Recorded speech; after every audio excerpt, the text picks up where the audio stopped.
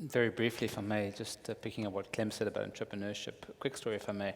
I'll make a point relevant to South Africa. People as individuals who change societies and economics. Prime example.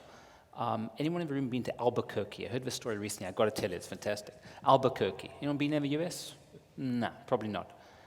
Not much going on there. Seattle. We all have a vision of Seattle. In 1979, Seattle was sort of Sleepy Hollow, nothing going on. Everyone was leaving. Nothing's happening in Seattle. But something profound happened. Two people moved their business from Albuquerque to Seattle. They had 13 employees. Their names were Bill Gates and Paul Allen, both of them. Today, Microsoft employs in Seattle over 40,000 people directly. The spin-off businesses, the alumni network, the skill sets, the magnetic attraction it's had in terms of business creation, capital creation, talent flow has been unbelievable for the city of Seattle. Ultimately, you mentioned Elon Musk earlier, I think, as well. Elon Musk, just to add, and maybe you don't know this, he used to work for Denel. The real question we should ask ourselves in South Africa is, how the hell did we lose Elon Musk? Because this is a guy, not just America's, but I would argue probably one of the world's greatest innovators in trip. This is like, I think history, we're seeing it now. In 10, 20 years' time, this will be the next Steve Jobs, this guy. South African guy who used to work for Denel. How did we lose him? That's the real question.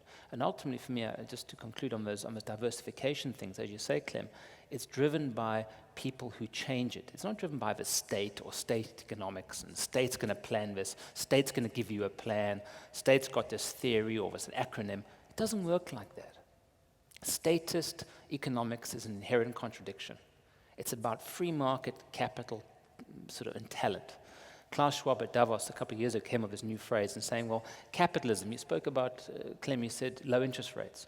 Guys, newsflash, money is free in Europe, in Japan, in the US. Interest rates are practically zero. He said, Nick, money's free. You take out a house loan, no problem. Capital is free. So why are the economies growing? It's not about capitalism. We always think that entrepreneurship in this country and it's finance and capital and access to capital and capitalism's bad. It's such a non-argument. It's a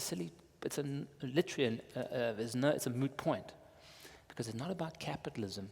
The differentiator now is talentism, if that makes sense. It's not capitalism, it's talentism.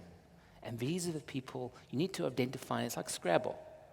The great differentiators is not the vowels. There's so many vowels around. How do you get the Zs, the Qs, the Ws, the high-scoring letters? Those are the differentiators.